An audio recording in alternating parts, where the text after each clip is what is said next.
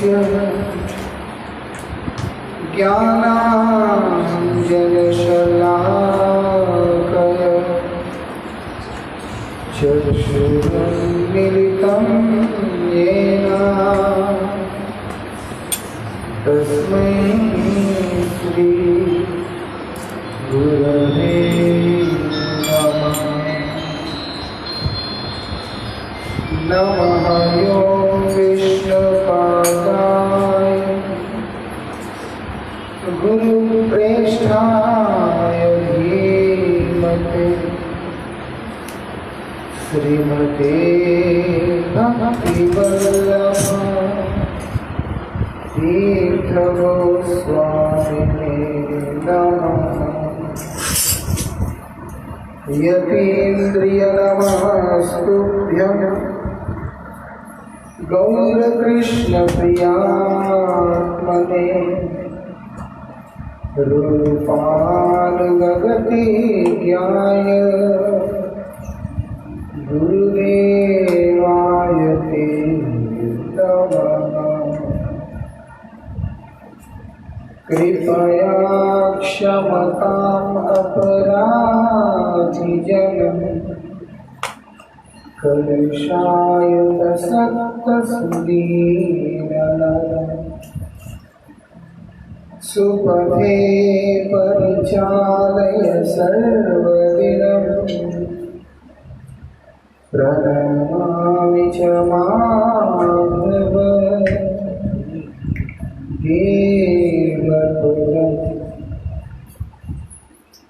वाञ्छाकल्पतरुभ्यश्च कृपासिन्धुभ्य एव च पतितानां पावनेभ्यो वैष्णवेभ्यो नमो नमः। पंचतत्त्वात्मकं कृष्णं भक्तरूपस्वरूपकं भक्तावतारं भक्ताख्यां नमामि भक्तशक्तिकम्।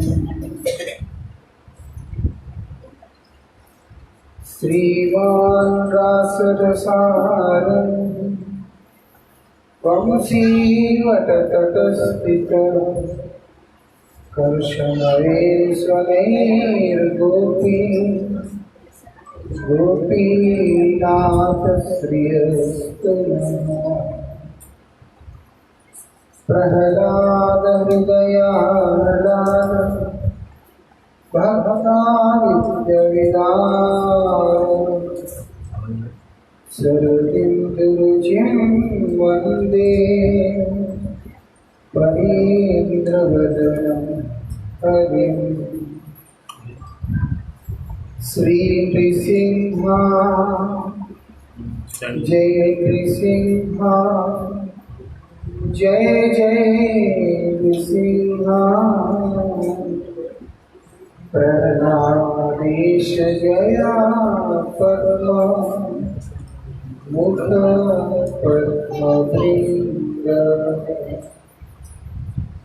महाप्रसादे जननी सर्वसौभाग्यवर्धिनी आदिव्याधिहरे नित्यं तुलसी त्वां नमोस्तुते। भूमोऽस्मकलितपादानां भूमिरेवयवलम्बरम् त्वय्यजातयपराधानां त्वमेव शरणं प्रभु त्वमेव शरणं प्रभु।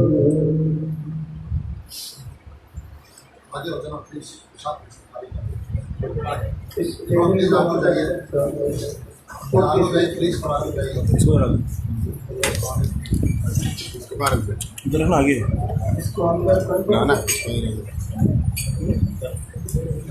कहाँ ले गया? उसको आगे किसी को कर दो।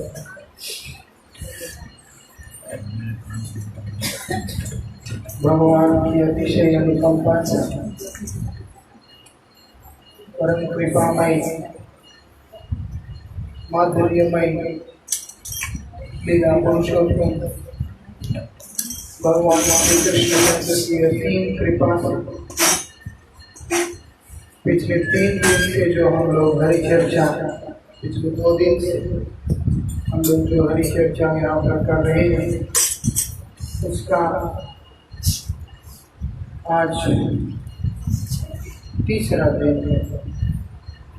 इस बार की एक विशेषता है, यहाँ पर हरिकथा का विश्राम नहीं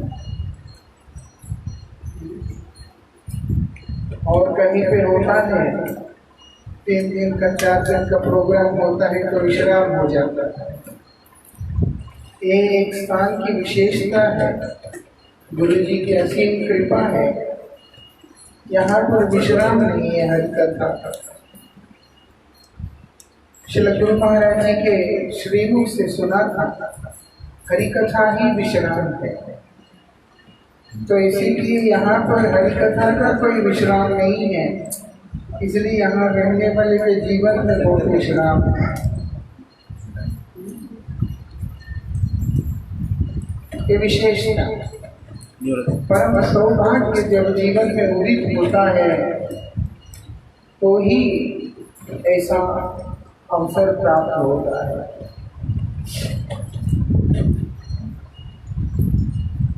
तो जो आज उसका ये तीसरा दिन है, यहाँ पर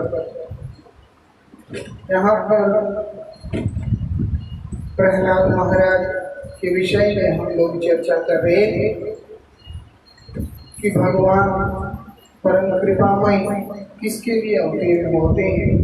भक्त के लिए ही अवतीर्ण होते हैं। वो भक्त किस श्रेणी का होना चाहिए, उसके बारे में हम लोग चर्चा कर रहे थे। भगवान की बड़ी कृपा, कल हम लोगों को माधवेंद्र परिवार के बारे में चर्चा करने का अवसर प्राप्त हुआ था। उस श्रेणी के जो भक्त होते हैं भगवान उनके लिए ही प्रारंभ होते हैं। और कल एक और विशेष तिथि रहा है, वो श्री राधा रमन जी का प्रकट तिथि। कल के दिन श्री राधा रमन जी का प्राकट्य हुआ था। समय के अभाव में हम चर्चा नहीं कर पाए थे, श्रीनिवास आचार्य के बारे में भी चर्चा नहीं कर पाए थे। तो जो राधा रमन जी किस लिए प्रकट हुए हैं वो भी हम लोगों को दिखाई देता है। वृंदावन के अंदर स्वयं सिद्ध स्वयंभू जो ठाकुर है वो श्री राधा रमन जी ही है। बाकी सब तो वज्रनाथ के द्वारा स्थापित है। एक श्री राधा रमन जी का ही स्वरूप एक ऐसा स्वरूप है जो कि स्वयंभू है। स्वयंभू क्या होता है? अपने आप प्रकट हुआ है, कोई उनको बनाया नहीं है।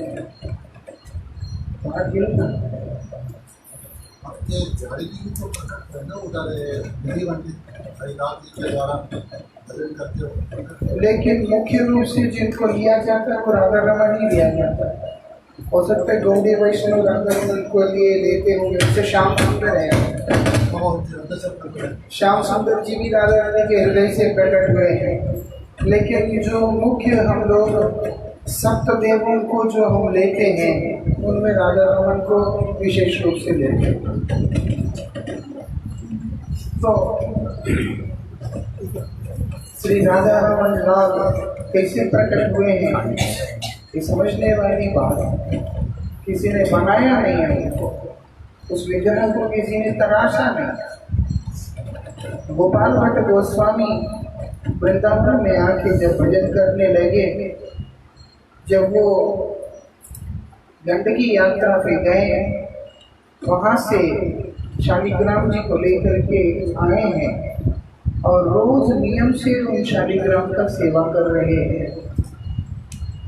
12 शालिग्राम है, उनका सेवा कर रहे हैं और बड़े आनंद में।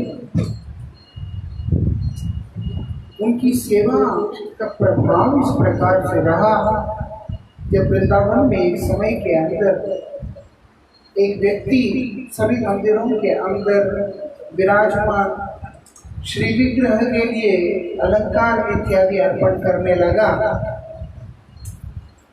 तो उस समय गोपाल भट्ट गोस्वामी के हृदय में एक भाव आया, ये भी है कि मैं उससे अलंकार ग्रहण करूंगा, ये अगर मेरे पास भी विग्रह रूप में गोविंद विराजमान होते, मैं उनको बहुत सुंदर तरीका से श्रृंगार करता। शालिग्राम जी को कैसे सेवा सजाएंगे, कैसे? यहाँ है एक शालिग्राम, कैसे सजाएंगे?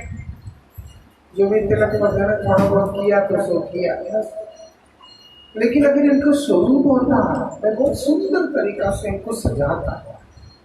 ऐसे उनके हृदय में एक भाव आया, बस प्रार्थना भी नहीं किया कि आप विग्रह हो जाइए, और ये भी नहीं कि चलो विग्रह ले आते ना, सेवा उन्हीं का चल रहा है और हृदय के अंदर एक भाव उत्पन्न हुआ, भगवान से रहा नहीं गया, भगवान से रहा नहीं गया। उन्होंने क्या किया?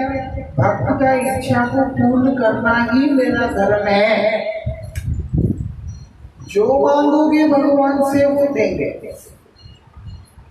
सिर्फ ये है कि उनके मांगने लायक बन जाना चाहिए। हमारे अंदर अगर इतना गुण आ गया तो फिर उसके बाद जो चाहोगे, यहाँ तक कि मांगने का भी जरूरत नहीं पड़ता। हृदय के अंदर एक विचार आने मात्र से, एक सोच आने मात्र से, एक भावना आने मात्र से भगवान उसको पूर्ण कर देते हैं। ये भगवान की विशेषता है। ध्रुव महाराज ने मांगा नहीं था, जब ध्रुव महाराज के सामने भगवान प्रकट हो गए थे, भगवान ध्रुव को बोलते हैं, तुमको तो तुम्हारा पितामह से भी बड़ा राज्य की इच्छा थी, तो इसीलिए वो राज्य तुम प्राप्त तो करो, उसको तो मांगो। ध्रुव महाराज कहते हैं कि नहीं, मैं बैठा तो था राज्य को प्राप्त करने के लिए, लेकिन मुझे नहीं चाहिए। तपस्या में मैं स्थित हुआ था, स्थान की अभिलाषा, वो स्थान भी एक कांच की तरह है। अब मुझे मणि प्राप्त हुआ है तो मैं उसको लेके क्या करूँगा? उस स्थान को लेके मुझे नहीं चाहिए। लेकिन भगवान देखे ही रहे। ध्रुव के नाम से एक लोक का निर्माण किया, ध्रुव लोक बनाया। एक भक्त के हृदय में जो विचार आता है, जो संकल्प उठता है, भगवान उसको पूरा कर ही देते हैं, भक्त चाहे या ना चाहे। ये विशेषता। इसीलिए गोपाल भट्ट गोस्वामी ने प्रार्थना नहीं किया कि प्रभु आप विग्रह रूप ग्रहण कीजिए। उन्होंने सिर्फ इच्छा किया कि काश मेरे पास विग्रह रूप होता, मेरे प्रभु बोल के सो गए।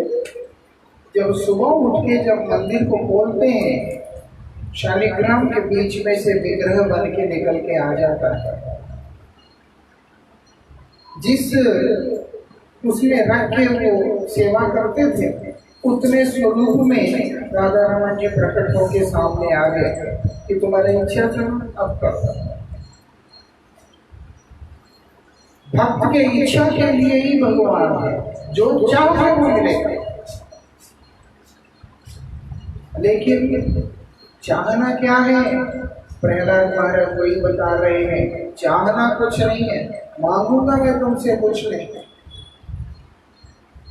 मुझे तुमसे कुछ नहीं चाहिए। श्री भक्त विनोद ठाकुर तो कहते हैं कि प्रभु मैं तो आपसे अपने दोषों के लिए क्षमा प्रार्थना भी नहीं करता, मैंने जो गलतियां की उसका दंड मुझे मिले, मुझे उससे भी बचने के लिए कोई प्रार्थना नहीं है, कोई कामना नहीं। मेरे अगर कर्म ठीक नहीं है, मेरा अगर कुछ ठीक नहीं, कोई असुविधा नहीं, मेरे अवगुणों के अनुसार मुझे दंड विधान कीजिए, मुझे कोई उसमें असुविधा नहीं है। लेकिन मैं चाहता क्या हूँ? आप ही को चाहता हूँ, आपका भक्ति को चाहता हूँ। यहाँ तक कि वृत्रासुर, जो कि एक असुर योनि में बैठा हुआ भगवान के परम श्रेष्ठ भक्त, वो भी भगवान से एक ही प्रार्थना करते हैं, ममुत्तम श्लोक जनेश साख्याम संसार चक्र भ्रमताम स्वकर्म भी। मैं इस संसार काल चक्र के अंदर अगर भ्रमण कर भी रहा हूँ, मुझे कोई असुविधा नहीं है। लेकिन मैं क्या चाहता हूँ? उत्तम श्लोक जनेश साख्यम, उत्तम श्लोक भगवान, उनके जो जन हैं, कृष्ण जन, ब्रज जन, जो विष्णु जन है, बोलते हैं उन्हीं का साक्ष्य मैं चाहता हूँ। क्यों? अगर भक्तों की संगति में रहा तो मुझे आप जरूर मिलेंगे, आपकी प्राप्ति जरूर हो जाएगी। और मेरा मुख्य जो चाहत का वस्तु आप ही हैं, मुझे और कुछ चाहिए? जहां जाने पर आपका प्राप्ति मुझे सुगमता से होगा, वही स्थान का मुझे जीवन में अभिलाषा है, और कुछ मुझे चाहिए। वृत्रासुर जी महाराज भी इसी बात को कह रहे हैं, प्रहलाद महाराज भी इसी बात को कह रहे थे। इसीलिए प्रहलाद महाराज ने भगवान से प्रार्थना किया, ना कोई कर्मी, ना कोई योगी, ना कोई ज्ञानी, मुझे किसी का भी संग नहीं चाहिए। अगर मुझे संग की अभिलाषा है, केवल आपके भक्तों की संग की अभिलाषा है।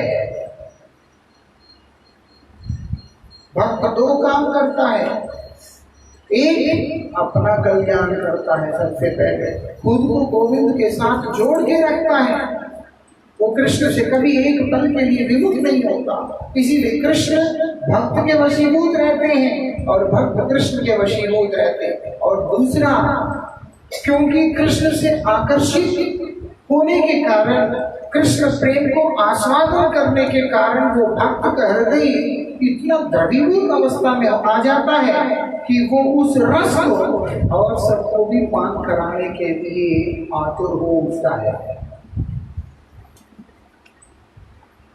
इसीलिए जो दया गुण है, परम पूज्यपाद श्री भक्ति विज्ञान भारती गोसाई महाराज जी अपने उपदेशों में कई बार बतलाते थे।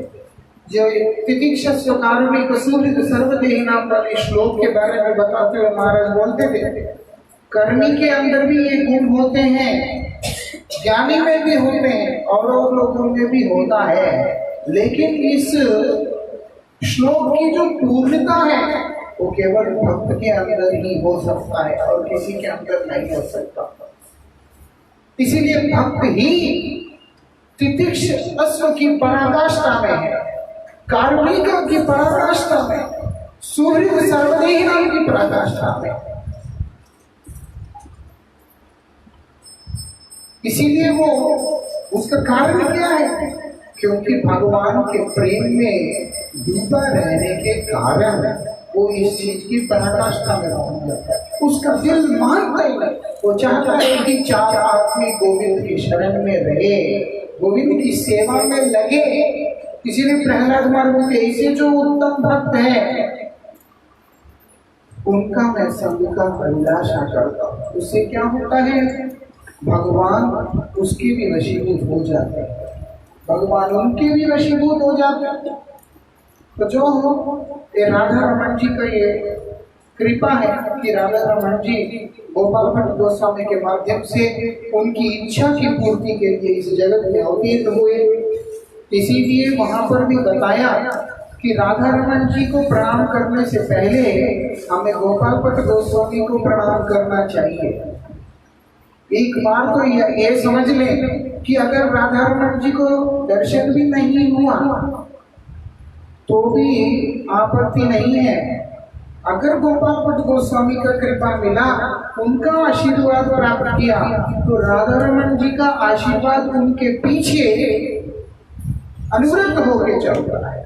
क्योंकि भगवान स्वयं भक्त के इच्छा, भक्त की कृपा के अधीन होके चलते हैं। भगवान स्वयं बोलते हैं। मैं इसका मतलब ये नहीं है कि हम उसको नेग्लेक्ट कर सकते हैं, वो गलत है। कहने का मतलब प्रायोरिटी जो होता है वो भक्त का कृपा से होता है, भक्त का आशीर्वाद से। क्योंकि गोपाल भट्ट गोस्वामी आपके लिए राधारमण आए हैं। परम पूज्यपाद श्री भक्ति विज्ञान भारती गोसाई महाराज जी जब जलंधर गए थे एक बार, मैं भी साथ में था। जैसे ही गाड़ी मंदिर के सामने रुका, अब महाराज जी को पकड़ के मंदिर की तरफ लेके जा रहे हैं। महाराज जी पहले बोलते हैं मंदिर के अंदर पहले नहीं, मंदिर में पहले नहीं, किधर जाना है? महाराज जी एक श्लोक उच्चारण किया, वो लोगों के कीर्तन में उसमें मुझे वो समझ नहीं आया, लेकिन महाराज जी मुझे ये बता रहे थे पहले भक्त का दर्शन बाद में भगवान का दर्शन, इसीलिए हम पहले भक्त से मिलने जाएंगे बोल के महाराज जी पांडे जी से मिलने के लिए गए थे।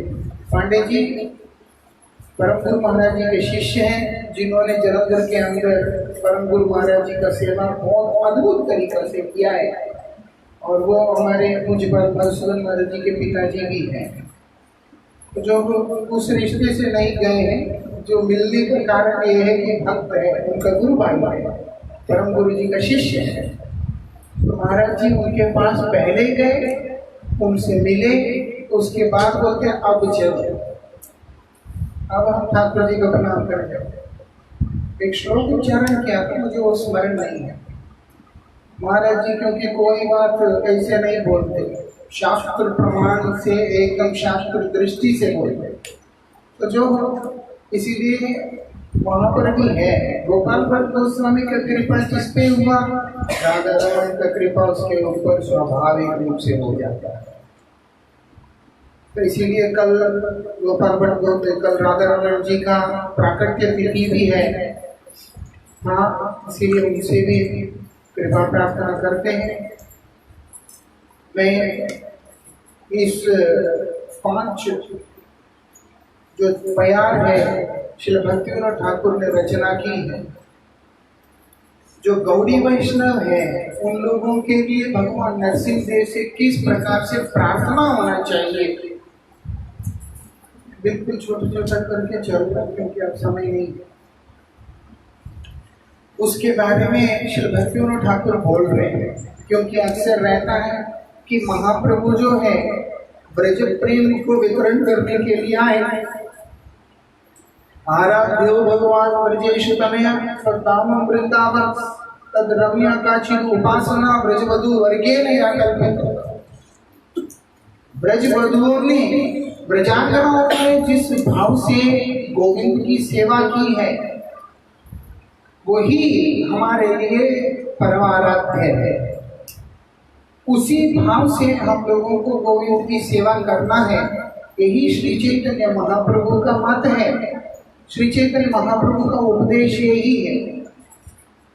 तो अब श्री चैतन्य महाप्रभु के द्वारा से आए हुए जो भक्त हैं वो लोग भगवान नरसिंह देव से किस प्रकार से कृपा प्रार्थना करना है उसके बारे में श्री भक्तिविनोद ठाकुर ने यहाँ पर इशारा दिया है ना। क्योंकि नरसिंह देव जो है वो तो मधुर रस के नहीं है, नरसिंह देव जो है वो मधुर रस के लिए है। तो इसलिए जो है जब हम लोग भगवान नरसिंह देव के पास जाते हैं, हमारी दृष्टि कैसे होना चाहिए, हमारा प्रार्थना किस प्रकार से होना चाहिए, वो सब यहाँ पर बताया, उसको हम लोग चर्चा करेंगे।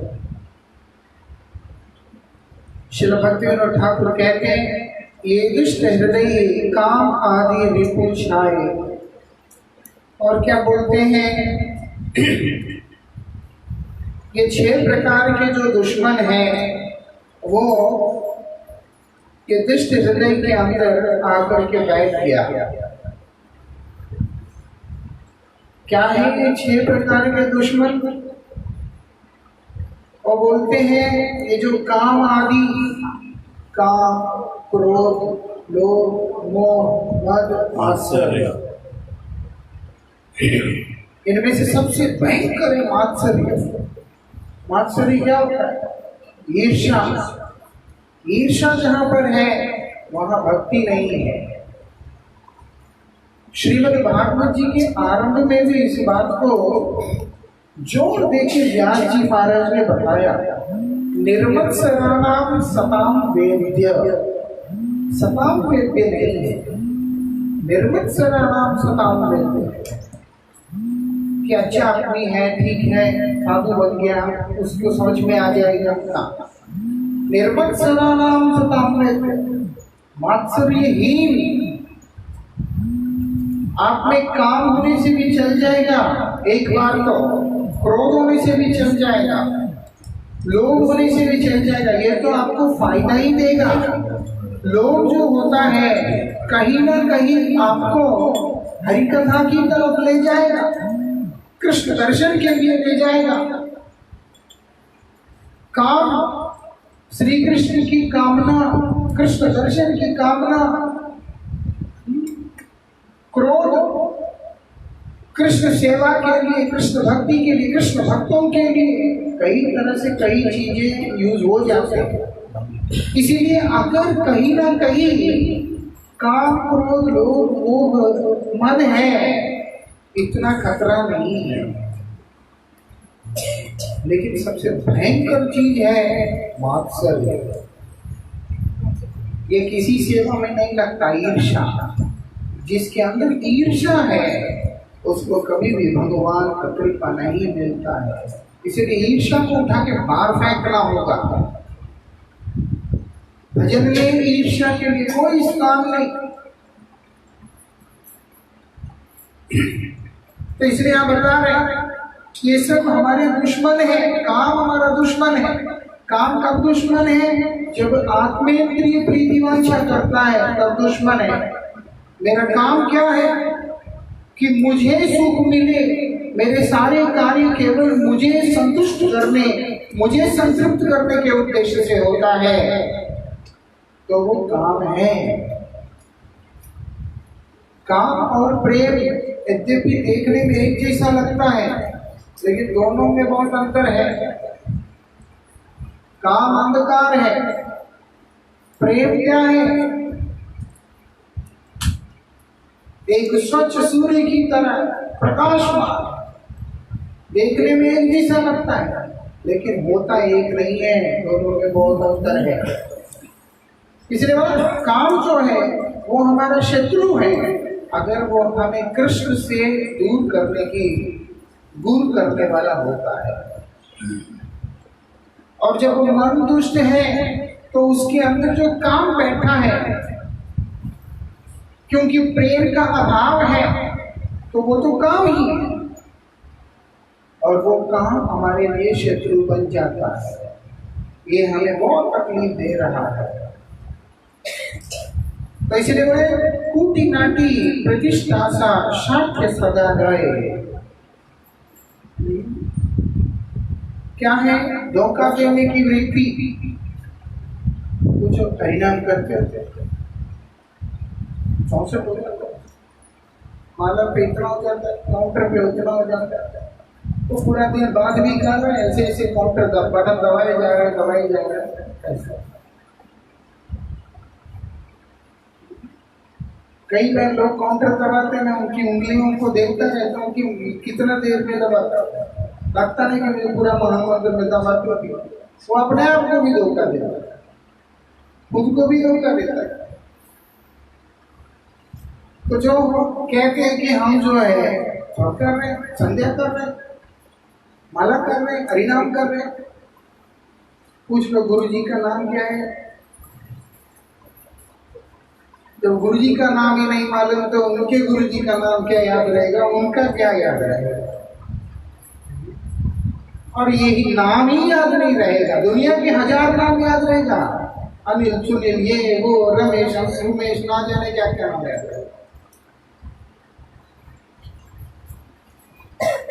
सब याद रहेगा।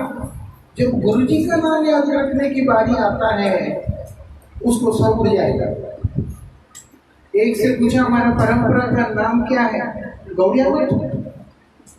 वो खुद को धोखा दे रहा है। इतने साल में जब तुम्हें ये नहीं समझाया कि तुम किस धारा से हो, तो फिर क्या भजन करते? बोलते यही है। इस तरह के काम जो है बहुत ही अनर्थ सूचक है। सारे काम हमारे दुश्मन बना हुआ है।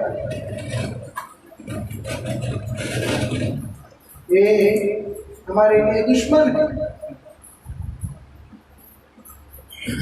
मन में एक, बाहर एक। और क्या बोलते हैं?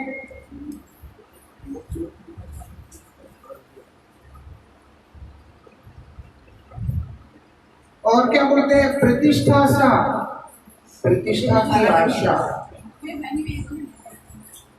जाएगी वो आराम से आपको बोलते।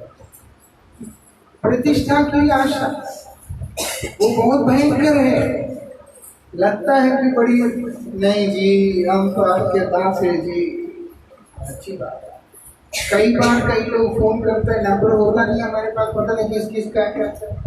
फोन करके तुम अपना नाम बताओ ना, महाराज जी पहचाना। बोला भैया नहीं पहचान पाए, कौन है? आपका दास बोल रहा। मतलब कौन सा दास भैया, किस शहर का, कहाँ का, क्या है? हाँ, उसे पूछो, दिल में हाथ रख के कहो तो, दिल में हाथ रख के कहो कि सच में तुम एक दास ही बोल रहे हो। मैं खुद अपने दिल में हाथ रख करके मैं आज भी नहीं कह पाऊंगा कि मैं गुरु जी का दास हूं, क्योंकि अंदर चोर है। तो मुझे मालूम है जब मैं गुरु जी के लिए नहीं कह पा रहा हूँ हृदय से कि मैं उनका दास हूँ, कोई आके मुझे कह देगा कि मैं आपका दास हूँ, वो हो जाएगा। लेकिन आशा क्या होता है? प्रतिष्ठा की आशा। नहीं प्रभु जी, नहीं प्रभु, ये सब हमारे अंदर दुश्मन बन के बैठा हुआ है, पता भी नहीं चलता। जैसे चटाई के नीचे पानी होता है, कई बार मालूम नहीं पड़ता है ना। चटाई के नीचे कहाँ पानी है, आपने ऊपर से चटाई डाल दी, तो बैठ जाओ। जैसे ही आप में बैठता है साथ साथ भीग गया। ये अवस्था है, यही चीज है। बोलते ये अंदर घुसा हुआ है। साक्ष्य सदा रहे, ये क्या है? दूसरे में दोष देखना, दूसरों के अंदर के दोष को देखना। हमेशा दूसरे के बारे में बोलते हैं, दूसरे के बारे में। ये बैठ गए,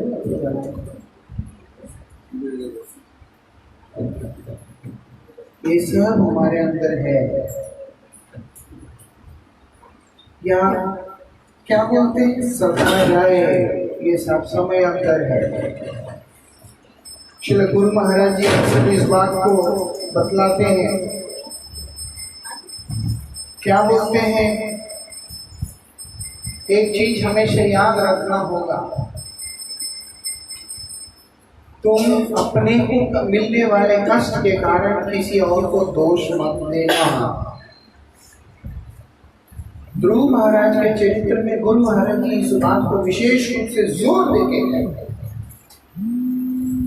माता सुनीति ने भी ध्रुव महाराज को यही कहा कि बेटा तुम अपने सौतेली जो माँ है, अपनी माता सुरुचि, इसका निंदा नहीं करना, उनके प्रति कोई मन में अन्य भाव नहीं रखना।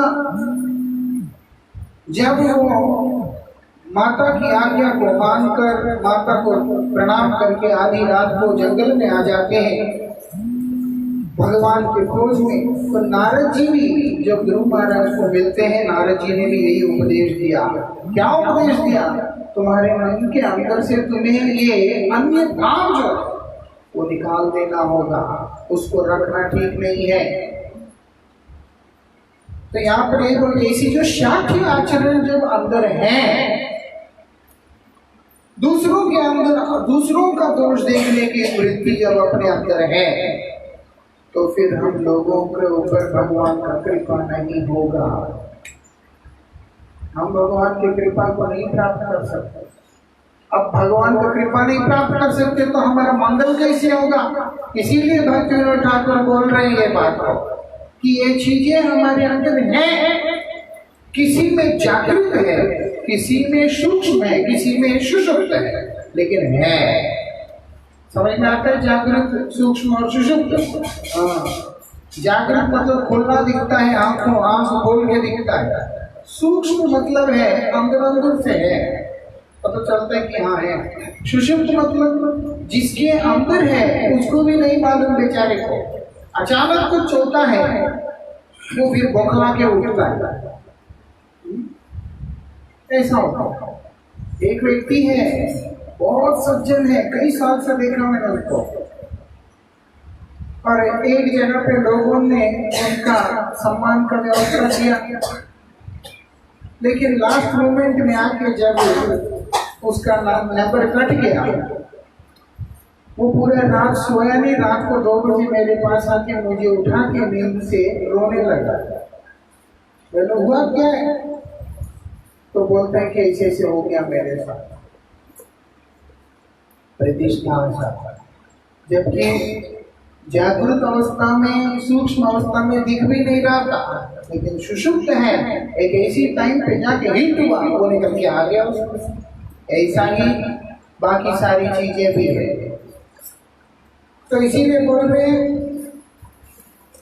हृदय शोधेन और कृष्णेर वासना। तो क्या बोलते हैं? नृसिंह चरणे मोर यही तो कामना। और बोलते कृष्णेर वासना मतलब मुझे क्या चाहिए? कृष्ण ही चाहिए और कुछ नहीं चाहिए। उसके लिए मैं भगवान नरसिंहदेव के चरण में यही प्रार्थना करता हूँ, यही कामना करता हूँ। क्या कामना करता हूँ? उनके चरणों में,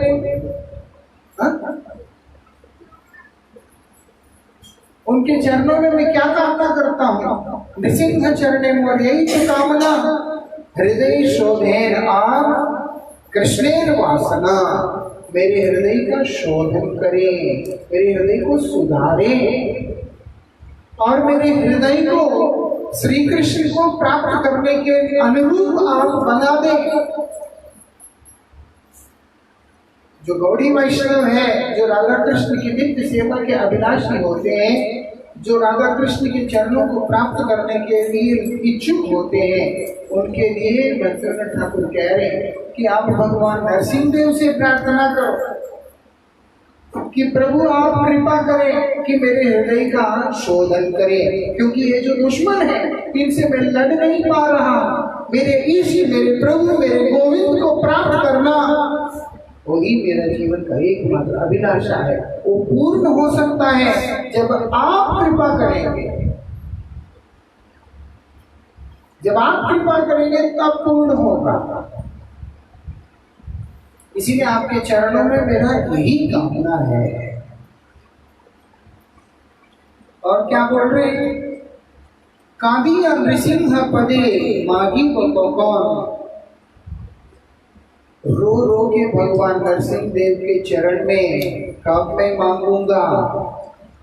भगवान नरसिंह देव के चरण में बोल रहे रो रो के मांगना है। क्या मांगना है?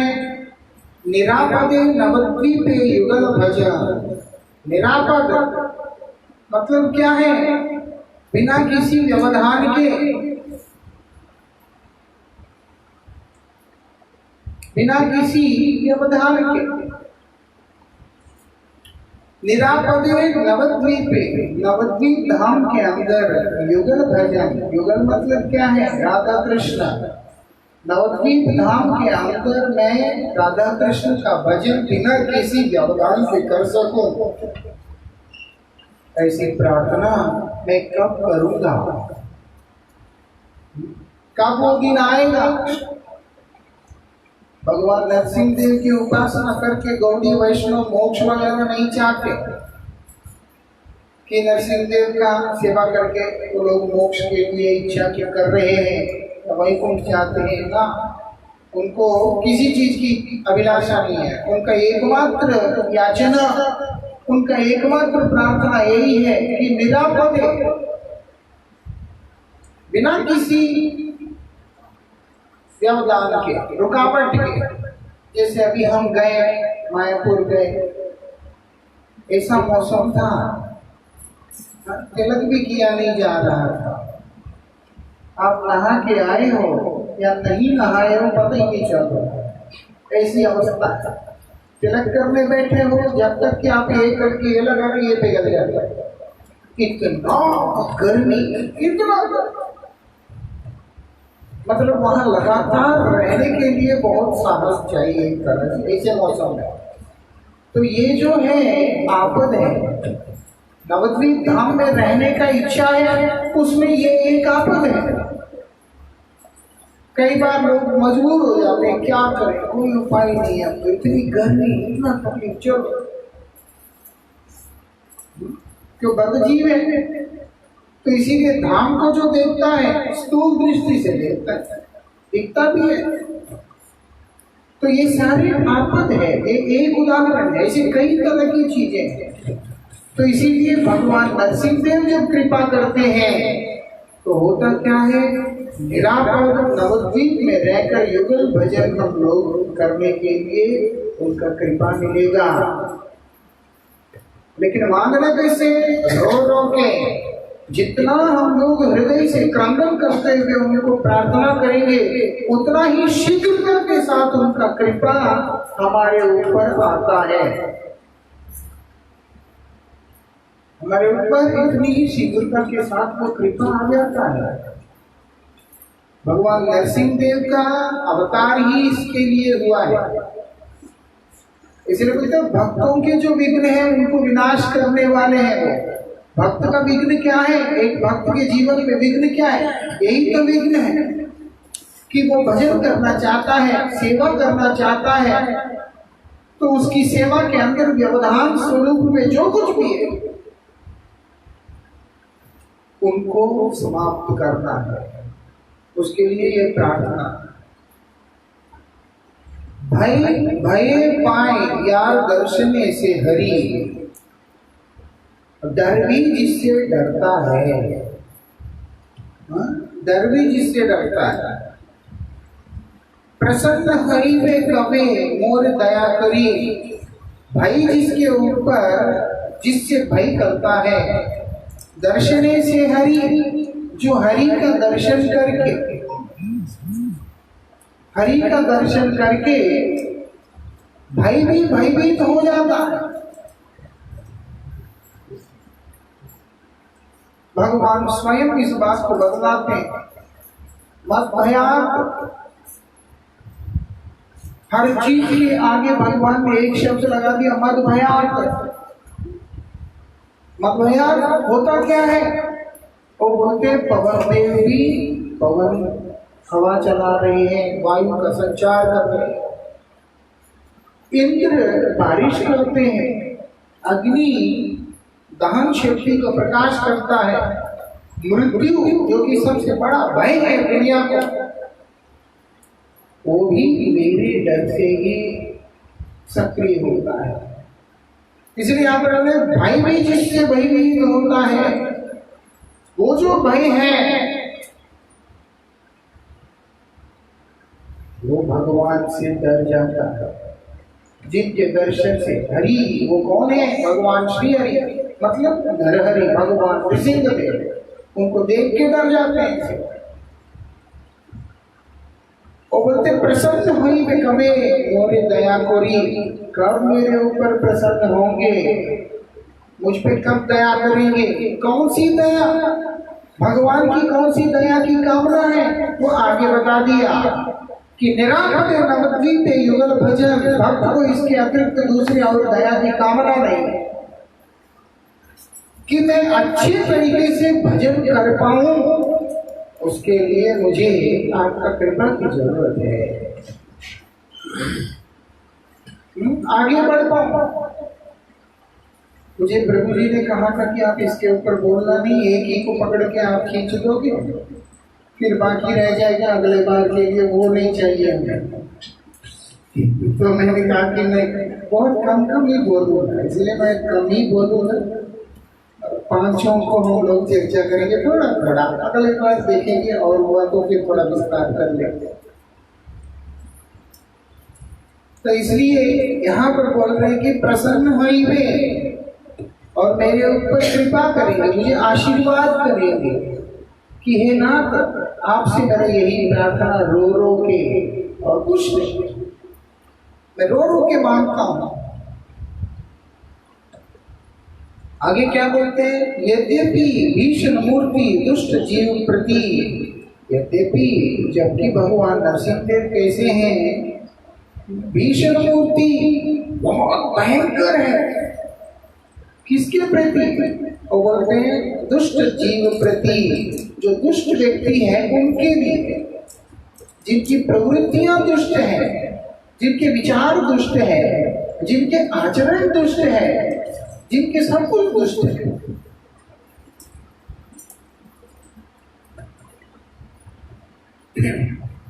श्रील भक्ति सिद्धांत सरस्वती ठाकुर अपने कीर्तन में बताते हैं, दुष्ट मन तुम्हें शेर वैष्णव, हे दुष्ट मन तुम किस तरह का वैष्णव है?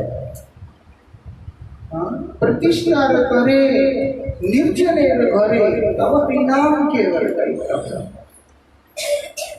दुष्ट मन कौन है?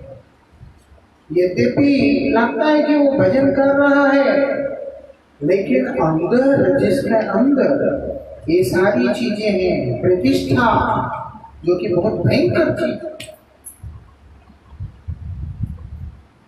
प्रतिष्ठा हमारे चाहने से नहीं आता है, हमारे प्रयास करने से नहीं आता है।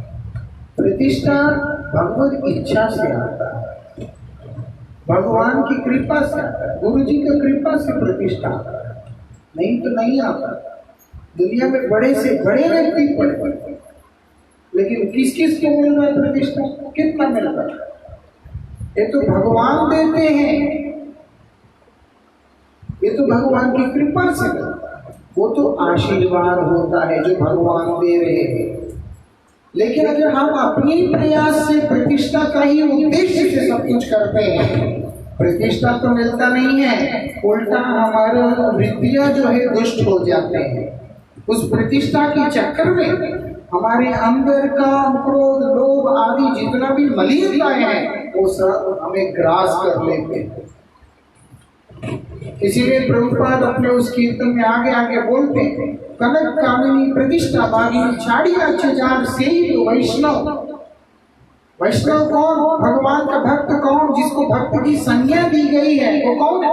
कनक कामिनी प्रतिष्ठा भागी छाड़ी अच्छे जान, जिसने सारी चीजों को छोड़ दिया। ये सारी चीजें जिसके अंदर है वो क्या होगा? वो कपटता है। कपटता जहां पर है तो वहां पर उन्नति नहीं है। हम लोग सब भगवान को चाहते हैं, इसीलिए इधर इकट्ठा हुए हैं।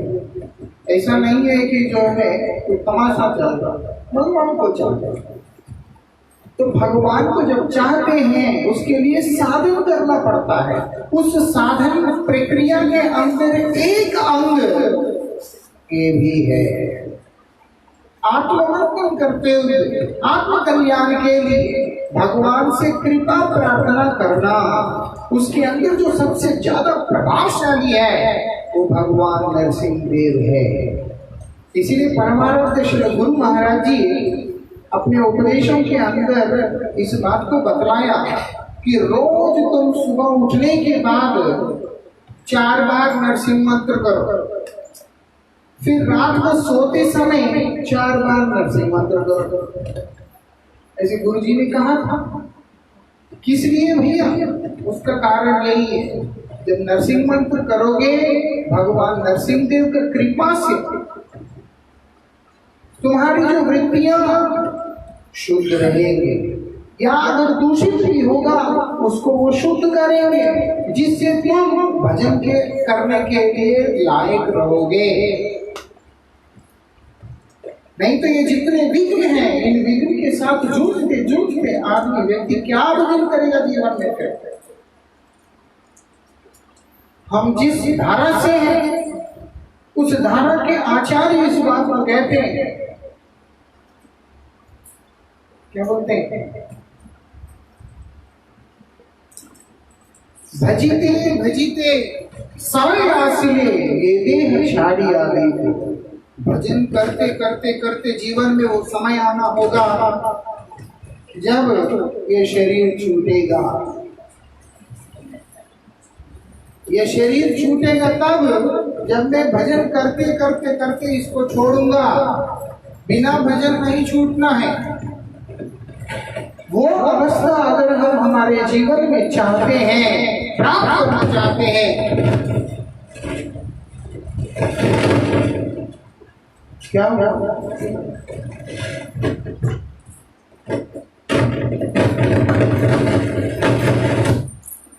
अगर वृंदावन बिहारी लाल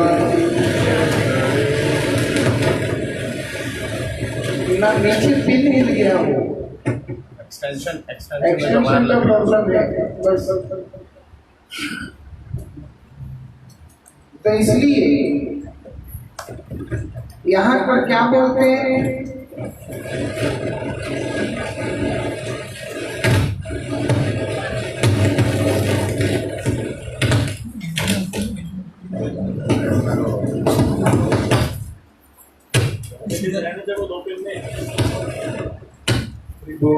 ठीक है, इसे छोड़ दो। एंटीना प्रॉब्लम नहीं है, तार का एक्सटेंशन गड़बड़ है। छोड़ दो छोड़ दो।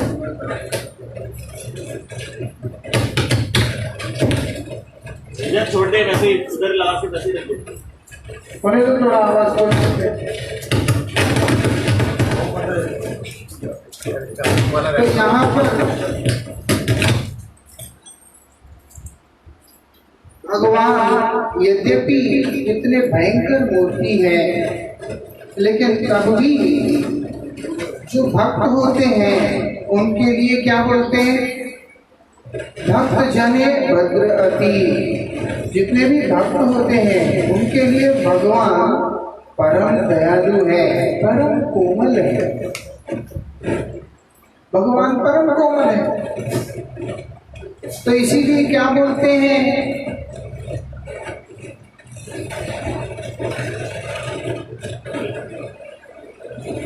कभी वह प्रसन्न है संकृप वचन। संकृप वचन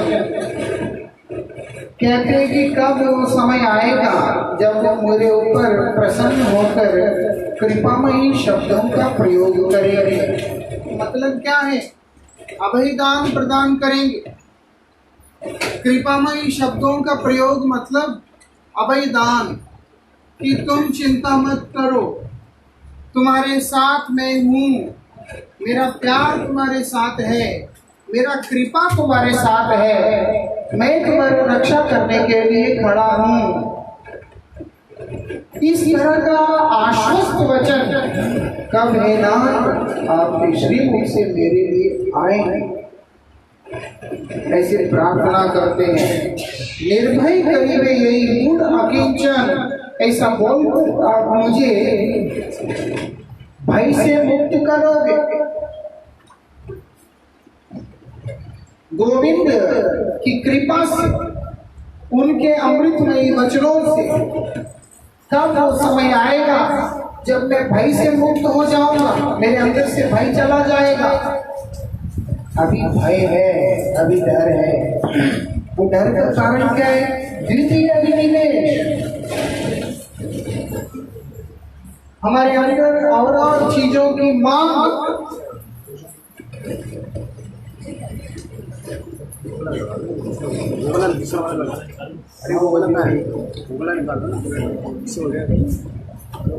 बैठ जाओ सारे, 10 मिनट जहाँ जगह मिला वहाँ बैठ जाओ। एक तो मेरे रिश्तेदार भी परम दयालु, वो बीच बीच में दर्शन देते हैं। ध्यान देना बिल्कुल। क्या बोलते हैं कि आप इस मूढ़ व्यक्ति को कृपा कब करेंगे? मैं तो एक मूड अकिंचन। अकिंचन मतलब क्या है कि केवल मात्र आप ही की कामना करने वाला व्यक्ति, चाहे तो आप ही को हो, लेकिन मूड हूं। इसीलिए मेरी एक ऐसी दयनीय अवस्था है, इसी कारण से भय से आक्रांत, डर लगता है मुझे। तो इसीलिए बोले कब आप मेरे ऊपर कृपा करके कि मुझे कब आप आश्वस्त करेंगे, निर्भय करेंगे। यही मेरा हृदय के अंदर का एकमात्र प्रार्थना है। अब वो शब्द क्या है जिसका आश्वासन मैं आपसे आशा करता हूं? ऐसी कौन सी शब्द है जिसकी आशा मैं आपसे करता हूं? तो आगे बता रहे, स्वच्छंदे वैसे हे वत्स श्री गौर धाम, तुम स्वच्छंद भाव से आराम से वास करना। कहाँ पे? गौरधाम में। श्री चैतन्य महाप्रभु के इस दिव्य नवद्वीप धाम के अंदर तुम आराम से वास करना, कोई चिंता नहीं।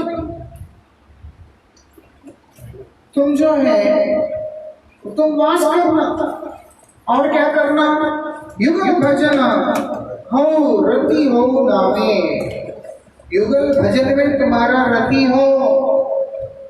युगल भजन मतलब श्री राधा कृष्ण के भजन में तुम्हारा रति हो और उनके दिव्य नाम में तुम्हारा रति हो और तुम्हें गौर धाम में वास प्राप्त हो। यही मुझे आश्वासन आपसे अभिलाषा है। इसके आगे भक्तिविनोद ठाकुर जी महाराज बतलाते हैं कि प्रभु आप परम कृपामय स्वरूप में कब मेरे ऊपर कृपा करेंगे? कृपा करके मुझे निर्भय कर देंगे, भय से रहित कर देंगे। और वो कृपामय शब्द जो आपके मुख से मैं आशा करता हूँ वो क्या है? वो ये है, ये नहीं जहाँ मैं आशीर्वाद देता हूँ तुम्हारा घर बन जाएगा, तुम्हारा ये हो जाएगा, तुम्हारा शादी हो जाएगा, ये सब नहीं। कौन है शब्द? तुम आराम से गौर धाम में वास कर सकोगे। जाओ महाप्रभु के धाम में, औदार्य धाम में, तुम वहां पर रहकर युगल भजन कर पाओगे, राधा कृष्ण की उपासना कर पाओगे, उनका सेवा कर पाओगे, उनका नाम में रुचि रखोगे। यही आशीर्वाद है। और क्या बोलते हैं? मम भक्त कृपा बले विघ्न यावे दूर, शुद्ध चित्ते भज राधा कृष्ण रसपूर। क्या बोलते हैं?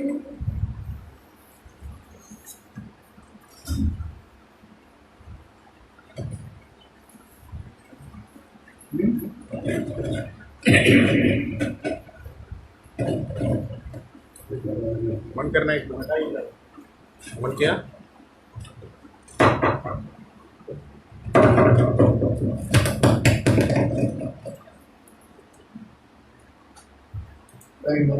हरे कृष्ण।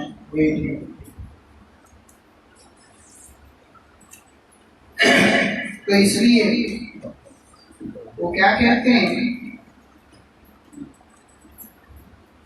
कि वत्स मतलब भक्त को कह रहे हैं, जो प्रार्थना कर रहा है उनसे कह रहे हैं। और क्या बोलते हैं? मम भक्त कृपा बले विघ्न जावे दूर। मेरे भक्त की कृपा से तुम्हारे जीवन के अंदर के जो विघ्न है वो दूर चला जाएगा। तुम चिंता मत करो, मेरा ये आशीर्वाद है। क्या आशीर्वाद है? कि तुम गौरधाम में वास करके राधा कृष्ण का उपासना करोगे, उनके दिव्य नाम को स्मरण करते रहोगे सब समय। और साथ ही मेरे भक्त का आशीर्वाद से तुम्हारा क्या होगा? तुम्हारे अंदर का जो डर या तुम्हारे मार्ग के जो विघ्न हैं वो सब समाप्त हो जाएंगे। भगवान ही नहीं, भगवान के जो प्रियतम भक्त है उनका आशीर्वाद से भी हमारे जीवन के अंदर के जितने भी विघ्न हैं सब ध्वंस हो जाते हैं। ऐसे ही नरसिंह देव बतला रहे हैं। और क्या बोलते हैं, पर आप देखेंगे नरसिंह पुराण के अंदर स्वयं भगवान नरसिंह देव ने इस बात को कहा कि प्रहलाद के लिए ही मेरा आविर्भाव है। ये जो चतुर्दशी है, नृसिंह चतुर्दशी जिसको कहते हैं, वैशाख शुक्ल चतुर्दशी के दिन भगवान का प्रादुर्भाव जो हुआ, उसका मुख्य उद्देश्य ही मेरा भक्त प्रहलाद है। इसीलिए प्रहलाद का सेवा ही मुख्य रूप से करना होगा। और प्रहलाद का कृपा से आपके जीवन में जितने भी विघ्न होते हैं वो सब तो ऐसे ही ध्वंस हो जाते हैं। तो यही बात यहाँ पर भक्तिविनोद ठाकुर अपने शब्दों में बतलाते हुए कहते हैं कि देखो, तुम चिंता मत करना, चिंता मत करना। क्या है वो, तुम्हारा युगल भजन में, राधा कृष्ण के भजन में रति तो होगा ही, साथ ही उनका नाम में भी रति होगा। मम भक्त कृपा बने विघ्न यावे दूर, मेरे भक्त की कृपा से तुम्हारे सारे विघ्न दूर चले जाएंगे। शुद्ध चित्ते भज राधा कृष्ण रसपुर। क्या बोलते हैं, जो कि अमृत के आगार है, रस के जो आगार, रस के जो स्रोत, रस के उद्गम जो श्री राधा कृष्ण है, उनका तुम क्या करोगे, तुम्हारे जीवन के अंदर से जब विघ्न खत्म हो जाएंगे, तुम शुद्ध हृदय से उनका सेवा करोगे, शुद्ध हृदय से उनका सेवा करोगे। ऐसे करके भगवान नरसिंह देव कब मुझे आशीर्वाद देंगे, ऐसे प्रार्थना कर रहे हैं। और क्या बोलते हैं, यही बोली कवे मोर मस्तक ऊपर उपार, श्री चरण हर्ष धरि वे ईश्वर। ये बोलकर कब भगवान कृपा करके मेरे सर के ऊपर अपने दोनों श्री चरणों को स्थापित करेंगे, तब वो समय आएगा, ऐसे प्रार्थना कर रहे। अमान युगल प्रेम सात्विक विकारे, धरे लूटी वो हमें श्री नृसिंह द्वारे। क्या बोलते हैं, जब एक काम भगवान करेंगे तब क्या होगा, अमान युगल प्रेम सात्विक विकारे, जैसे ही भगवान नरसिंह देव के श्री चरण मेरे सर के ऊपर स्थापित होगा, मेरे अंदर श्री राधा कृष्ण का जो प्रेम का विकार उत्पन्न हो जाएगा। और मैं क्या करूंगा, धराए लूटी वो अमी श्री नरसिंह द्वारे। ये जैसे ही हुआ, मैं भगवान नरसिंह देव के द्वार के ऊपर जमीन में लोटपोट करना शुरू कर दूंगा आनंद में। ऐसे करके प्रार्थना कर रहे हैं कि भगवान नरसिंह देव का कृपा हुआ तो क्या कहते हैं कि राधा कृष्ण का जो भक्ति प्रेम हम लोगों को प्राप्त होगा। वो प्राप्त करने के लिए उनसे प्रार्थना करना है, वो कृपा करके हम लोगों को उस योग्य बनाएंगे। कहने का मतलब है जो मर्जी आप कर लो, लेकिन अगर हृदय के अंदर शुद्धता नहीं है, निर्मलता नहीं है, तो कभी भी भगवान स्वीकार नहीं करते हैं। राधा कृष्ण का विचार है, श्री राधा कृष्ण जब तक पूर्ण रूप से व्यक्ति समर्पित होता नहीं, तब तक वो स्वीकार नहीं करते। आप देखोगे कृष्ण कहीं पे भी है, उनका एक विशेष नियम रहा कि मैं पूर्ण हूं, तो मेरे पास तुम आना चाहते हो तो तुम्हें पूर्ण होके ही आना पड़ेगा। लेकिन फिर वही कृष्ण जीव के ऊपर कृपा करके गौर रूप में अवतीर्ण हुए और कोई विचार नहीं रखा। उन्होंने कृष्ण वाली जो अपनी भूमिका है, वहां पर जो विचार है वो महाप्रभु के जब लीला में आए, औदार्यमयी लीला में आए, तब उन्होंने ये नियम नहीं रखा। और वही भगवान जब और अवतार ग्रहण किए, उनमें से नरसिंह देव का अवतार एक ऐसा अवतार है जो कि हम लोगों को भजन के लिए अनुकूल बनाने के लिए सबसे ज्यादा सहायक है। सेवा करने के लिए, भजन करने के लिए। इसीलिए शास्त्र में आता है कि जितने भी देवगणों ने जो भी कार्य को किया, वो सारे कार्यों के बीच में से जो विघ्न है उनको हटाने के लिए उन सब ने भगवान नृसिंहदेव का पूजा किया। आप जगन्नाथपुरी में जाओगे, नारद जी ने भी इंद्रदुम्न महाराज को सबसे पहले नरसिंहदेव का ही विग्रह स्थापना करके दिया हुआ, देखे बोला अब तुम कार्य शुरू करो। हर जगह पे भगवान नरसिंह देव का यही विशेषता है, जो व्यक्ति जिस भाव में भगवान का सेवा करना चाहता है, प्राप्त करना चाहता है, उसके लिए उसके अनुरूप हृदय की तैयारी करके दे देंगे, उसके लिए उसके अनुरूप व्यवस्था करके दे देंगे। क्योंकि हम गौड़ी वैष्णव हैं, महाप्रभु के धारा से आ रहे हैं, हमारे लिए विशेष उपदेश श्री भक्ति विनोद ठाकुर जी ने हम लोगों के आगे प्रदान किया, वो ये कि युगल भजन की कामना करो, राधा कृष्ण की भजन की कामना करो। जब तुम राधा कृष्ण की भजन की कामना करोगे तो भगवान नरसिंह देव की कृपा से तुम्हें वो दिशा मिल जाएगा, तुम्हें वो रास्ता मिल जाएगा। ऐसे यहाँ पर बता रहे हैं। और क्या बोल रहे हैं? बिना किसी आपद के तुम गौरधाम के अंदर विहार करोगे, विचरण करोगे। गौरधाम में घूमने का मतलब क्या है? मालूम है? ऐसा नहीं है कि हम गौरधाम पहुंच गए, घूमधाम के आगे ना। हमारे पूर्वाचार्य भक्ति और ठाकुर ने कीर्तन लिखा, क्या बोलते हैं? कवे हवे हेनु दशा मोर। इधर लिखा स्वच्छंदे वास हाय वत्स श्री गौरांग धामे। तुम आराम से गौरांग धाम में वास कर सकते हो। वास करने का मतलब क्या है? श्री भक्ति विनोद ठाकुर ही बता रहे, कवे हवे हेनु दशा मोर। वृंदावन आभेदे नवद्वीप धामे, बांधी को कुटीर रखानी। वृंदावन का अभिन्न स्वरूप नवद्वीप धाम के अंदर कुटीर बांध करके रहूंगा मैं, स्थान बनाकर, एक झोपड़ी बनाकर। और क्या करूंगा?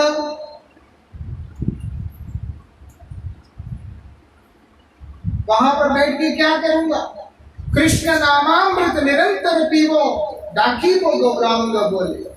मैं कृष्ण नाम का अमृत पान करूंगा। वो जो कृष्ण नामामृत गौरधाम में बैठ के पान करने के लिए जिस भूमिका की जरूरत है, वो कृपा भगवान नरसिंह देव से प्रार्थना करने से आ जाता है। नरसिंहपल्ली में जाके जब हम लोग प्रार्थना करते हैं, है ना, वो वहां आके जाके बैठने की क्या जरूरत है? भगवान नरसिंह देव के आपको विलंब है, वहां से वहां जाके बैठने का क्या मतलब? उसका कारण ही यह है, औदार्यमय लीला है वो भी। जब भक्त लोग आएगा, उनकी प्रार्थना जहां होगा कि हमारे जीवन में, हमारे साधन में बहुत विघ्न है, तो वो क्या करते? कृपा करके उन विघ्न को काट देते। जैसे क्षेत्रपाल है, क्षेत्र की सेवा करने के लिए, क्षेत्र की रक्षा करने के लिए अलग अलग करते जैसे बैठे, ऐसी गौरधाम के अंदर भगवान नरसिंह देव इसीलिए बैठे कि तुम इतने उत्कृष्ट धाम में आकर महाप्रभु का उस उन्नत उज्जवल प्रेम को प्राप्त करना चाहते हो, तो रास्ते में जो विघ्न आते हैं उसको कौन खंडन करेगा, कौन नाश करेगा? भगवान नरसिंह देव। तो अब जाकर हमें ये समझाएगा, गौरांग धाम तो गौर नित्यानंद का स्थान है, लेकिन यहाँ क्या बोल रहे हैं? गौरांग धाम में बैठकर युगल भजन, राधा कृष्ण का भजन की बात कर रहे हैं। क्यों? क्योंकि तब समझ में आएगा वास्तविकता में ये जो महाप्रभु का धाम, ये वृंदावन धाम में कोई अंतर नहीं, दोनों एक ही है।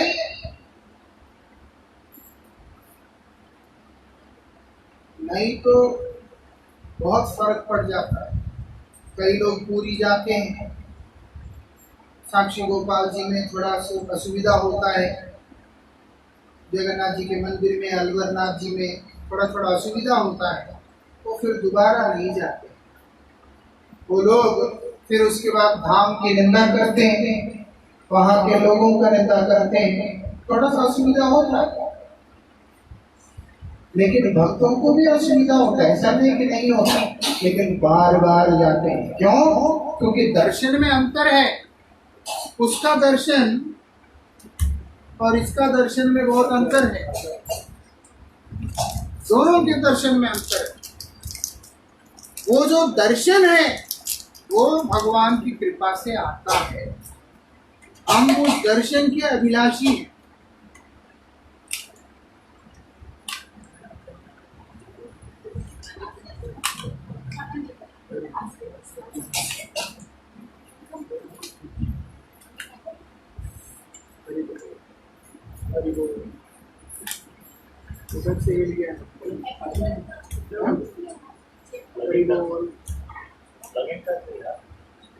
राधे श्याम, हरि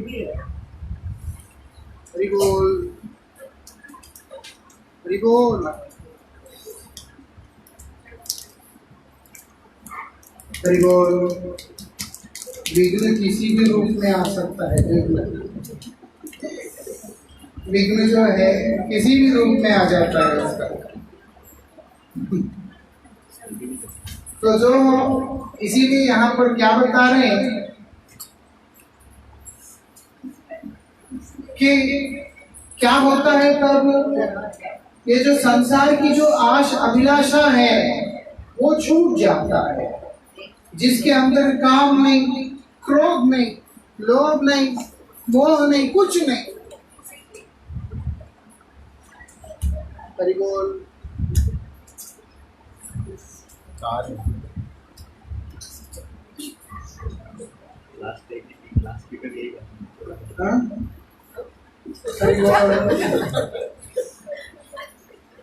देख लो, कोई ऐसा बैठा बेचारा जिसको सुनने का मन नहीं है, जो सोच रहा है कि कब खत्म होगा, कब जाऊं, तो इसीलिए भगवान बोलते चल, बार बार माइक फेल करते।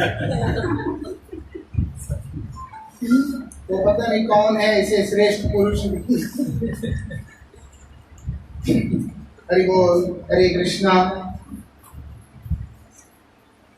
तो इसीलिए यहाँ पर बता रहे हैं, ये जो जितने भी दुश्मन है मेरे, काम क्रोध आदि, उन सब की आशा को छोड़कर मैं क्या करूंगा, वहां जाके बैठूंगा, वहां जाकर आराम से बैठूंगा।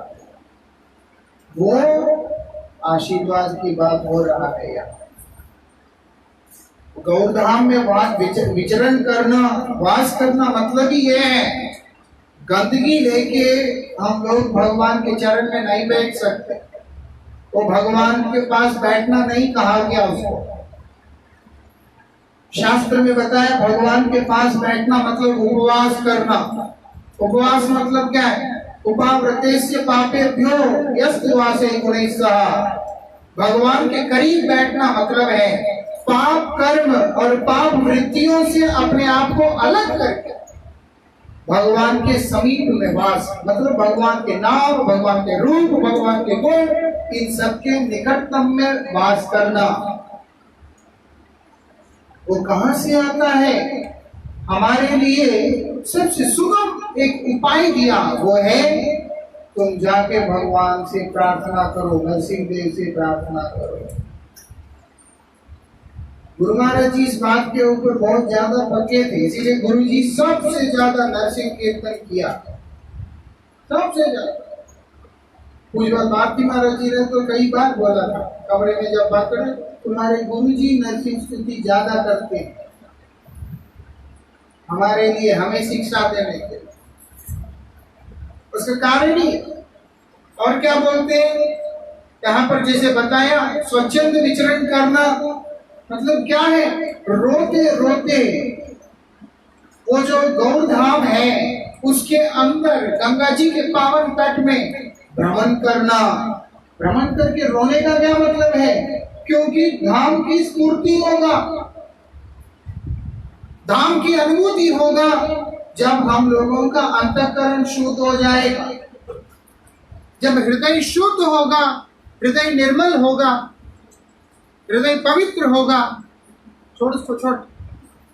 हृदय निर्मल हो जाएगा, पवित्र हो जाएगा तो क्या होता है? धाम का स्फूर्ति होगा, धाम का दर्शन होगा, धाम का अनुभव होगा। जब धाम का अनुभव करने के बाद जब भक्त जो विचरण करता है वो प्रेममयी विचरण होता है। स्वच्छंद मतलब स्वतंत्र। स्वतंत्र क्या है? कोई भी स्वतंत्र नहीं है, केवल प्रेम ही स्वतंत्र है। प्रेम की गति स्वतंत्र है। ऐसे प्रेम में विभोर होकर गौरहरी का दर्शन को प्राप्त करते हुए वहां पर विचरण कर रहा होता है। क्यों? अब उसमें कोई खोट नाम का चीज है ही नहीं, मलिनता नाम का चीज है ही नहीं।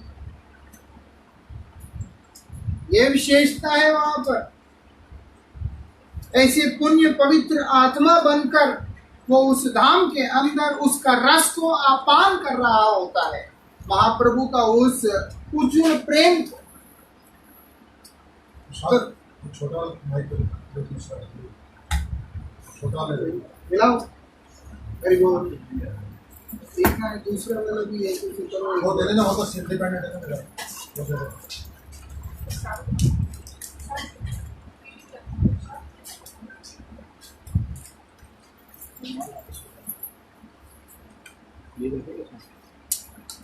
हरि बोल। एक ही आखिरी सहारा है अब। क्या करें? तो जो यही बात को यहाँ बतला रहे हैं कि देखो वो चिन्मय धाम, चिन्मय वृंदावन, चिन्मय जगत का दर्शन वो सुगम हो जाता है, सुलभ हो जाता है जब भगवान का कृपा हमारे ऊपर होता है। यही विशेषता है। इसीलिए बोल रहे हैं कि रो रो के मैं क्या करूंगा? उनके नाम में रति उत्पन्न हो, उनके श्री चरणों में मेरा रति उत्पन्न हो, ऐसा मैं आपके चरणों में कृपा प्रार्थना करता हूं और आपके भक्तों का संगति की कामना करता हूं। जैसे जैसे आपके भक्तों का कृपा मुझ पे होगा तो आपका कृपा होगा। जब आपका कृपा होगा, आपके भक्तों का कृपा होगा, उसके प्रभाव से क्या होगा? मेरे जीवन के सारे विघ्न भी चले जाएंगे। तब जाकर मैं राधा कृष्ण का सेवा कर पाऊंगा, तब जाकर मैं इस चीज को कह पाऊंगा, श्री कृष्ण विरह आर सहित ना पारी, परम छाड़ी के आर दीन दुई चारी। कृष्ण के विरह के बिना मैं और जी नहीं सकता। उस अवस्था में आकर ये शब्द निकलता है, कृष्ण बिना जी और न भावे। श्री कृष्ण के बिना हृदय और किसी चीज के प्रति रुचि नहीं रख सकता। बार बार गुरुजी इस बात को बोलते थे, जहां काम तहां नहीं राम, जहां काम तहां नहीं राम। ये जो काम जहां पर है, गंदगी जहां पर है, वहां राम नहीं रहेंगे, मतलब भगवान वहां पर नहीं रहेंगे। जब भगवान है ही नहीं तो हम किसको प्रसन्न करें? उसके लिए हमें उस परत का छेदन करते हुए आगे जाना होगा, आगे बढ़ना होगा। हमने अपने ऊपर जो लगाया हुआ अज्ञानमयी आवरण है उसको भेदना होगा। अभी हमने आवरण डाल ली, ढक लिया, इतना भारी हो गया कि अब हमसे उठ नहीं रहा, हम परेशान हैं। तो उसको उठाएगा कौन? हमारे लिए श्री भक्त ठाकुर ने उपाय बताया, अगर तुम उसको उठाना चाहते हो तो एक काम करो, नरसिंह देव के पास जाकर ये प्रार्थना करो, वो परम दयालु है। उनका अवतार ही इस पर्पस के लिए, इसी उद्देश्य के लिए हुआ, इसीलिए तुम्हारा काम बन जाएगा। उनके पास जाओ। आप देखोगे प्रहलाद महाराज के हृदय में यह भाव आया कि प्रभु आपके श्री चरणों में मेरा इतना भक्ति कहां से हो गया। इतना सहज तो है नहीं, भक्ति तो इतना सहज नहीं है, इतना वो नहीं है कि मैं जो है इतनी छोटा अवस्था में इतना छोटा सा बालक और मैंने प्राप्त कर लिया इसको। भगवान उनकी हृदय की बात को जान गए और भगवान फिर प्रहलाद के पास सुना रहे हैं। क्या बोलते हैं? पूर्व जन्म में तुम एक ब्राह्मण संतान हो, तुम्हारा पिता का जो नाम था वो है वासु शर्मा और तुम्हारे माता का नाम सुशीला। ये नरसिंह पुराण में उपाख्यान आता है। प्रहलाद महाराज का जो पिछले जन्म की माता, उनका नाम है सुशीला और प्रहलाद महाराज का नाम था वासुदेव। और ये जो प्रहलाद महाराज है, जो वसुदेव नाम का जो ब्राह्मण है, वो क्या हो गया, धीरे धीरे उनका आदत खराब हो गया। खराब होके एक समय ऐसा हुआ कि वो एक वेश्या में आसक्त हो गया। सब समय उन्हीं के साथ में रहना, पापाचरण में रहा। लेकिन एक दिन उस स्त्री के साथ में उनका लड़ाई हो गया। होता है ना, जैसे लड़ाई हो जाता है, पति पत्नी का होता है, सबका लड़ाई होता ही है। उनका भी लड़ाई हो गया। अब दोनों लड़ लिए, इसीलिए दोनों एक दूसरे से बात नहीं कर रहे। और जाके ये जो वसुदेव है, ये जाके गुस्से में कुछ खाया भी नहीं पूरा दिन। पूरा दिन कुछ नहीं खाया गुस्से में, और किसी से कोई बात भी नहीं किया। उससे तो बिल्कुल नहीं किया, उससे भी दूर रहा। और पूरा रात जाके विष्णु मंदिर में सो गया। और कहाँ रहेगा, अकेला जगह चाहिए। होता है ना कि मूड खराब हो गया, अभी अकेले रहना है, वो जाके सो गया। अगले दिन सुबह मर गया। कि इतना कमजोर था कि एक दिन कुछ खाया नहीं तो मर ही जाएगा। मर गया दही से। वही माता कायादु के गर्भ में प्रहलाद के रूप में प्रवेश किया। वही माता कायादु के गर्भ में प्रवेश किया और 12 महाजनों में से एक महाजन का स्थान भी ग्रहण किया। जैसे शिव है, जैसे धर्मराज है, जैसे भीष्म है, जैसे सुखदेव है, ऐसे ही प्रहलाद भी है। साधारण नहीं है। नरसिंह चतुर्दशी का ही व्रत किया था पिछले जन्म में, वो भी व्रत समझ के ही नहीं किया। सिर्फ विचार अलग, सब कुछ अलग, लेकिन भगवान फिर भी परम कृपालु उनको भक्त के घर में डाल दिया। माता कायादु बहुत बड़ी भक्त थी, ऐसा नहीं कि नहीं थी, इसीलिए उनके गर्भ में डाला। और फिर पहले ही जन्म से पहले ही उनके पास उनके गुरुदेव को भेजा और वो उपदेश दे रहे हैं, सब कुछ सारी शिक्षा उनको दे रहे हैं और आशीर्वाद भी दे रहे हैं कि जो उपदेश दिया गया सब तुम्हें स्मरण रहेगा। इसीलिए जब 7वें महीने के बाद जब बच्चा माँ के पेट में रहता है, उस समय माँ जो कथा, जो कीर्तन सब सुनती रहेगी, वो सब उस बच्चे को याद रह जाएगा। हमको मालूम नहीं पड़ रहा है, लेकिन वास्तविकता में उसको याद रह जाता है। ये विशेषता है, क्योंकि आशीर्वाद है, क्यों याद रहेगा। इतना कुछ हो गया नरसिंह चतुर्दशी का व्रत अनजाने में करने पर, चाह के नहीं, सिर्फ अनजाने में। भगवान इतने कृपालु। और जो व्यक्ति जानकर समझकर नियम से, एक आशा से, एक प्रार्थना को लेके करेगा तो उसके साथ अच्छा नहीं होगा, ये हो नहीं सकता। उसके साथ सबसे उत्तम होगा, क्योंकि परम दयालु है भगवान नरसिंहदेव। वो व्यक्ति को इस संसार में मरने नहीं देंगे, सड़ने नहीं देंगे। वो उसको इस संसार से उठाकर वहां पहुंचा देंगे जहां वो जाना चाहता है। कोई कहता है कि मैंने आप ही के पास जाना है, आ जाओ। कोई कहता है नहीं, मुझे राधा कृष्ण के पास जाना है, ठीक है चले जाओ। ऐसा होता है। लेकिन एक प्लेटफॉर्म की जरूरत है जहां से हम लोग आगे बढ़ेंगे। वो हमारे लिए भगवान नरसिंहदेव कृपा करके बढ़ा देते हैं। वो प्लेटफॉर्म क्या है? विशुद्ध अवस्था।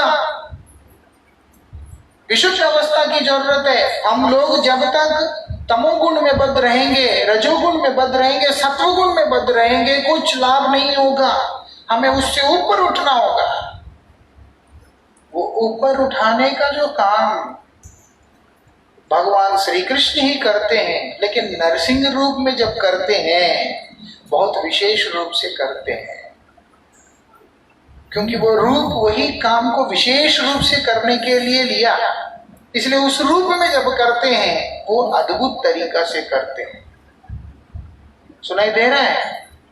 अच्छा, सुनाई नहीं दे रहा है, बहुत अच्छा। तो इस हाँ?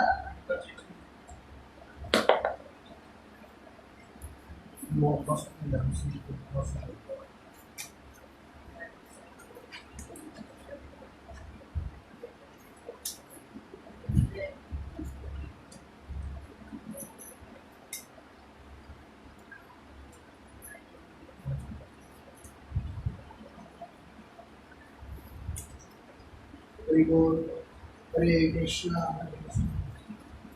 हरि बोल, हरे कृष्णा।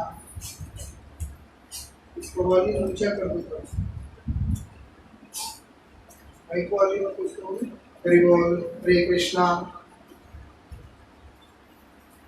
इतना इंटरवल आया है, कई चीजें तो भूल ही गया। तो जो इसलिए भगवान नरसिंहदेव का कृपा प्रार्थना करना चाहिए। उनसे मांगना है तो एक ही कामना रख के मांगना चाहिए कि कुछ मांगने की इच्छा ना रहे। अगर हम प्रार्थना भी करते हैं, प्रहलाद महाराज के शब्दों को दोहराते भी हैं, तो भगवान इतने कृपालु है, वो हमारे जीवन में कृपा करना शुरू कर देते हैं। वो जानते हैं ये बोल तो रहा है, लेकिन इसके मन में ऐसी इच्छा नहीं है। लेकिन उनके अपने भक्त के मुख से निकली हुई उस वाणी का अनुकीर्तन करने के कारण, भक्त के वशीभूत भगवान होने के कारण, उनका कृपा हमारे ऊपर अनायास अवतीर्ण होने लग जाता है। इसीलिए बताया, प्रहलाद महाराज ने शिक्षा दिया, मांगना है तो यही मांगो कि मांगने की इच्छा ही ना रहे प्रभु। तो अगर इच्छा भी है तो उसको भी वो खंडन कर देते हैं। इस तरह से मांगेंगे तो हमारा फायदा होगा। आगे का चर्चा हम लोग फिर कभी करेंगे। अभी 15-20 मिनट रह गया, हम लोग थोड़ा सा संकीर्तन करेंगे और उसके बाद आज की सभा का विश्राम।